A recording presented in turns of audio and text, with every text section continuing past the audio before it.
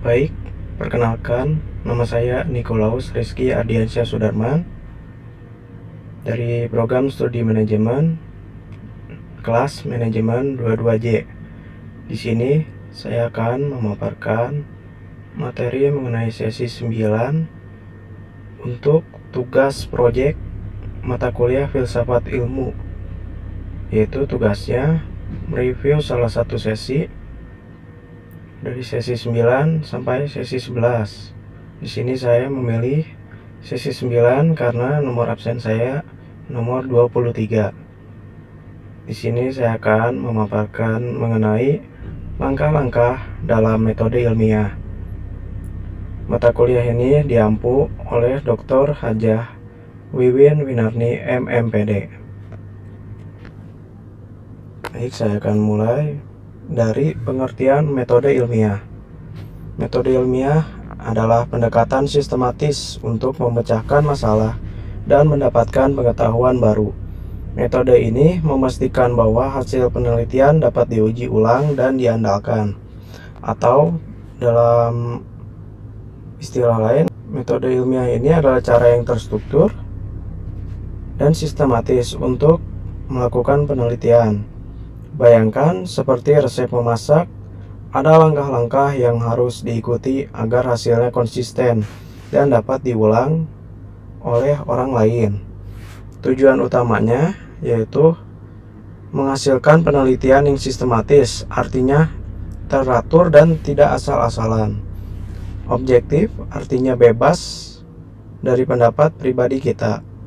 Dan yang penting adalah hasilnya dapat dipercaya serta bisa diuji ulang oleh peneliti lain untuk memastikan kebenarannya. Selanjutnya ada 9 langkah metode ilmiah. Metode ilmiah ini terdiri dari 9 langkah yang saling berkaitan dan berurutan.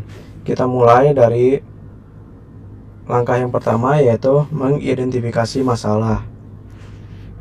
Mengidentifikasi masalah apa yang ingin kita teliti, kemudian mengumpulkan informasi tentang masalah tersebut, membuat hipotesis atau dugaan sementara, merancang penelitian, mengumpulkan dan menganalisis data, lalu menginterpretasi hasil, menarik kesimpulan, dan yang terakhir, mempublikasi hasil penelitian kita.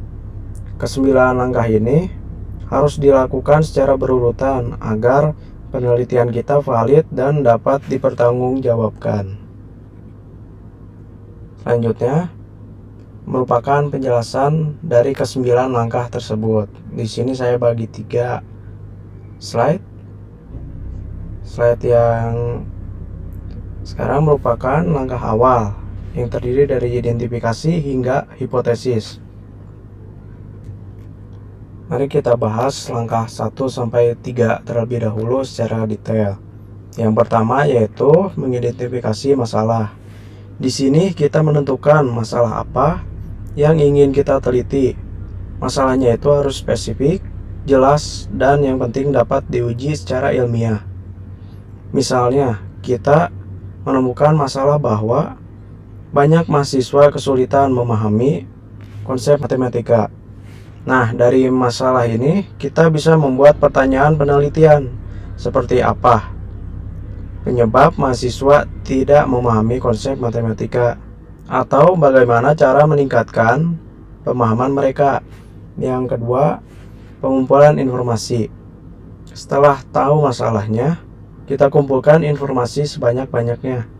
Caranya bisa dari membaca jurnal atau buku atau literatur, melakukan observasi atau pengamatan langsung, wawancara dengan mahasiswa atau dosen, atau menggunakan data yang sudah ada sebelumnya. Semakin banyak informasi yang kita kumpulkan, semakin baik juga pemahaman kita tentang masalah tersebut. Yang ketiga, perumusan hipotesis. Setelah mengumpulkan informasi, kita membuat dugaan sementara atau jawaban sementara dari masalah kita. Misalnya, jika kita menggunakan metode pembelajaran visual, maka pemahaman mahasiswa terhadap konsep matematika akan meningkat. Hipotesis ini harus bisa diuji dan bisa dibuktikan salah atau benarnya. Selanjutnya merupakan langkah inti dari desain hingga analisis. Langkah yang keempat ini adalah desain penelitian. Di sini kita merancang bagaimana penelitian akan dilakukan. Kita tentukan akan menggunakan metode kualitatif atau kuantitatif. Siapa yang akan menjadi subjek penelitian kita? Berapa banyak sampelnya? Instrumen apa yang akan kita gunakan untuk mengumpulkan data seperti kuesioner atau tes. Ini seperti membuat blueprint sebelum membangun rumah, contohnya. Langkah kelima, pengumpulan data. Ini adalah tahap eksekusi dari desain yang sudah kita buat. Kita mulai mengumpulkan data dari subjek penelitian kita sesuai dengan rencana. Proses ini harus dilakukan dengan hati-hati dan teliti agar datanya akurat. Misalnya, jika kita menggunakan kuesioner, pastikan semua pertanyaan dapat dijawab dengan lengkap dan oleh responden. Lalu yang keenam, analisis data. Setelah data terkumpul, kita analisis menggunakan metode statistik atau metode analisis lain yang sudah kita tentukan di desain penelitian. Tujuannya untuk melihat pola, mencari hubungan antar variabel, dan yang paling penting, memilah mana data yang mendukung hipotesis kita dan mana yang tidak. Lalu selanjutnya ada langkah akhir dari interpretasi hingga publikasi. Langkah yang ketujuh adalah interpretasi hasil. Setelah menganalisis data, kita beri makna pada hasil yang kita dapat. Apa artinya dari hasil ini? Apakah sesuai dengan hipotesis kita atau tidak? Kita juga bisa membandingkan hasil kita dengan penelitian-penelitian sebelumnya. Misalnya, jika hasil menunjukkan nilai mahasiswa meningkat setelah menggunakan metode baru, kita interpretasikan bahwa metode tersebut efektif. Lalu langkah yang ke-8 adalah kesimpulan. Jika hasil analisis mendukung hipotesis kita, maka kita bisa langsung menyimpulkan bahwa hipotesis kita terbukti benar. Tetapi, jika hasilnya bertentangan dengan hipotesis, bukan berarti penelitian kita gagal. Kita bisa merevisi hipotesis untuk penelitian selanjutnya, atau menjadikan temuan baru yang justru memberikan perspektif berbeda dalam ilmu pengetahuan. Langkah selanjutnya atau yang terakhir adalah publikasi. Hasil penelitian kita harus dipublikasikan, bisa melalui jurnal ilmiah, konferensi, atau seminar.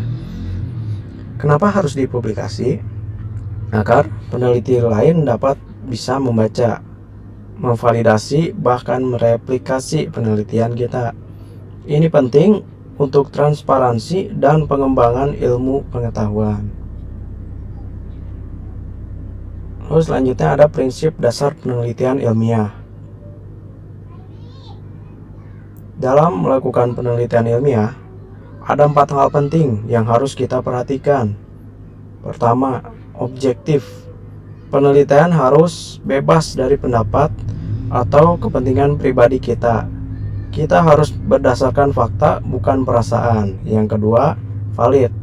Instrumen dan metode yang kita gunakan harus benar-benar mengukur apa yang ingin kita ukur.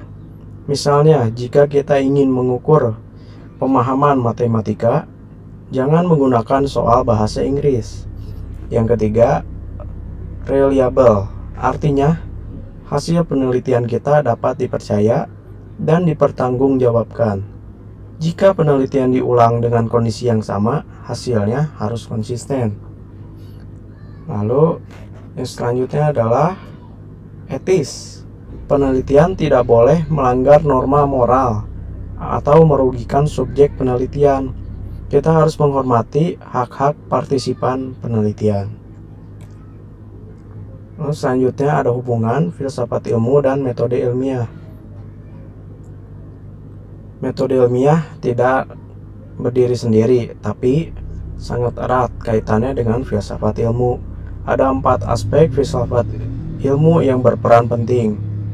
Yang pertama adalah epistemologi. Epistemologi ini memastikan bahwa metode yang kita gunakan memang valid dan benar untuk menghasilkan pengetahuan yang dapat dipercaya.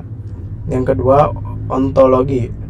Ontologi ini menentukan kerangka realitas atau pandangan kita terhadap apa yang kita teliti.